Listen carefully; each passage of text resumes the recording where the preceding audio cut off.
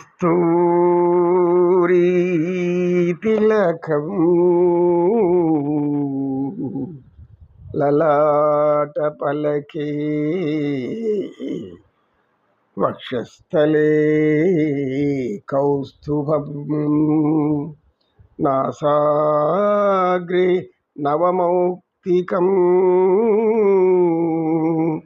కరతలే వేణుం करे कंकणं सर्वांगे हरिचंदनंच कलयं कंठेशमुक्तावळी गोपश्री परिवेष्टितो विजयते गोपाल चूडामणि विजयते गोपाल చూడమణి. సత్యనిష్ఠుడు ధ్యానం ముగించుకోగానే శిష్యులు అందరూ కూడా గురువుగారు మానసిక సమస్య ఏర్పడిన తర్వాత ఆ బాధపడే వారిని ఏ విధంగా మనం మార్చవచ్చు మాటల ద్వారా, అంటే బంధువుల ద్వారా కాకుండా అని జ్యోతిర్మయి అడిగింది. ఈ మానసిక పరిస్థితి సరైన స్థితిలో లేకుండా ఉన్నారు అంటే వాళ్ళలో అనేక కష్టాలను వారికి వారే కొని తెచ్చుకొనైనా ఉండవచ్చు, లేదా వేరే వాళ్ళు కల్పించిందన్నా ఉండవచ్చు. ఈ యొక్క మాయా ప్రపంచ సమాజం అంతా కూడా ఆడవాళ్ళని ఎక్కువగా పీడిస్తూ ఉంటుంది. ఎందుకంటే పురుషాధిక్యత, పురుషాహంకారం అని సహజంగా మనం చూస్తూనే ఉంటాం. ఎందుకంటే మరి మామూలుగా సంపాదించేది మేము, కొంచెం బలము శక్తి అంతా ఉంటుంది, ప్రకృతి పరంగా బలహీనుడు. కానీ అప్పుడు ఏమనుకుంటారు ప్రతి స్త్రీలు, అయ్యో మనం ఒకరి ఆధారపడాలి, ఒకరి మీద ఆధారపడి జీవించాలి, మనం అలా చేయలేకపోతే మనల్ని బలహీనలుగా హింసిస్తారు. ఈ విధంగా అనేక స్త్రీలు తమకు తాము తమలోని ఆత్మన్యూనత, అంటే తమని తాము తక్కువగా అంచనా వేసుకొని తమకు శక్తి సామర్థ్యాలు లేదు అనుకొని తమకు జ్ఞానమే లేకుండా పోయిందనే విధంగా జ్ఞానాన్ని విడిచిపెడతారు. ఎప్పుడైతే వాళ్ళకు ఉండవలసిన జ్ఞానం లోపల ఉంది, దాన్ని ఉపయోగించుకునే తీరులో ఉపయోగించుకోవాలనుకుంటారో అప్పుడు ఏ స్త్రీ కూడా ఆత్మహత్య చేసుకోదు, తన బిడ్డలను కూడా చంపుకోదు. ఎందుకంటే జ్ఞానం అనేది స్త్రీలకు పురుషులకు ఒకే విధంగా సమకూర్చాడు సృష్టికర్త ఈశ్వరుడు.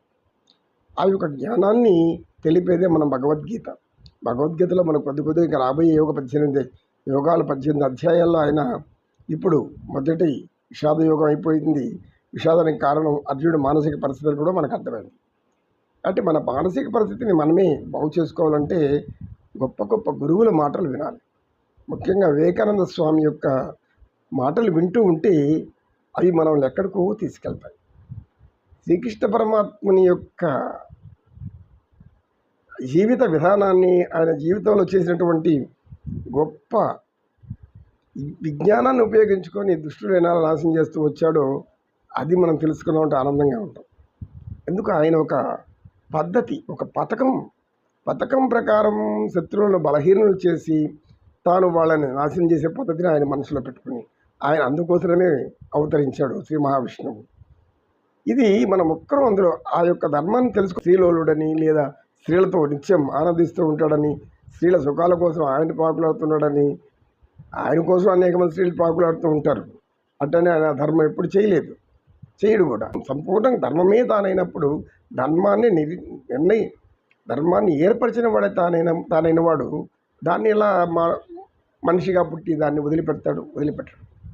అయితే ఆయన యొక్క రహస్యం శత్రువులు ఎలా పట్టుబెట్టాడు, మిత్రులను ఎలా దగ్గర తీసుకోవాలి, ఎవరెవరికి ఎలా జ్ఞానం బోధించాలి, ఎవరెవరి చేత ఏ పనులు చేయించాలి, ఇది ఆయన జీవిత రహస్యం అంతా. ఇది పరమాత్మని జీవితం చూసామంటే భాగవతంలో మనకు ఎక్కడ లేని అనంతమైన జ్ఞానం మనలో పుట్టుకొచ్చేస్తుంది, ఇష్టంగానే వచ్చేస్తుంది. ఒక్కసారి మనం అందులో అడుగు పెట్టామంటే చాలు. ఏ విధంగా పొలాన్ని దున్నేవాడు ఒక చిత్రంలో చూసాము, ఆ చిత్రంలో మహర్షి చిత్రం చూసాము. ఒక పెద్ద ఆయన పొలం దున్నుకుంటుంటే మహేష్ బాబు వెళ్తారు అక్కడికి. అయ్యా నాకు వ్యవసాయం నేర్పించంటే, నేను నేర్పించేది ఏంటంటే బాబు, నువ్వు ఒకసారి అడుగుపెట్టు, భూమాత్ర నిన్నే తీసుకుంటుంది లోపల భూమిలోకి, నీకు మొత్తం వచ్చేస్తుంది అంటాడు. మహావిజ్ఞానం ఉన్నటువంటి ఒక వ్యక్తి రాసిన మాటలు అవి. ఆ యొక్క పెద్ద వ్యక్తి కూడా పలికిన మాటలు చాలా అద్భుతంగా ఉంటాయి. ఈ మన అందులో నటించినటువంటి మహేష్ బాబు కూడా చాలా ఉన్నత గొప్ప గుణాలు కలిగిన వాడు. ఆయన ఎన్నో మంచి కార్యక్రమాలు అంటే మీ పేదలకు ఉచిత హృదయ వైద్య సహాయాలు, హృదయ ఆపరేషన్లు చిన్నపిల్లలకు ఎన్నో చేశాడు. వాళ్ళ తండ్రి ఇంకా గొప్పవాడు, మహా గొప్పవాడు. శ్రీకృష్ణ గారు సామాన్యమైన వ్యక్తి కాదు. మనకు ఆయనలో ఒక దయామయుడు, కరుణామయుడు, ప్రేమమూర్తి కనిపిస్తాడు అందరి పట్ల ఆయన అంత ఏ విధమైన భేదభావాలు ఉండవు. ఆయనలో కులతత్వాలు అసలు ఏమీ లేవు. అటువంటి కడుపున పుట్టాడు మహేష్ బాబు. అలాంటి ధర్మాన్ని అక్కడ ఆయన ఆచరిస్తున్నాడు ఇప్పుడు. కనుక మానవుడు జ్ఞానం కావాలనుకున్నప్పుడు ఈ స్త్రీ అయినా పురుషుడైనా అందులోకి అడుగు పెట్టామంటే జ్ఞానమే మనం లాక్కుంటుంది. ఆ జ్ఞానం అనంతంగా మనకు వస్తుంది.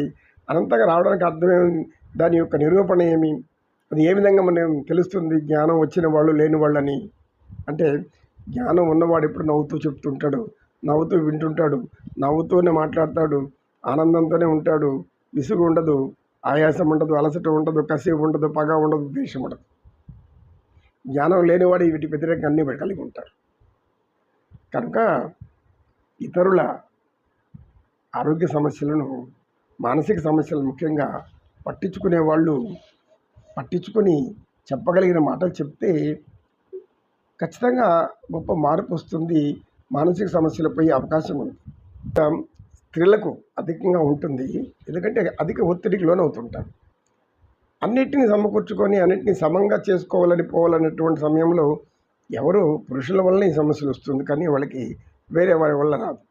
కానీ ఇప్పుడు ప్రస్తుతం చూస్తుంటే ఈ యొక్క మాధ్యమాల్లో స్త్రీలే శత్రువులుగా మారుతుంటారు.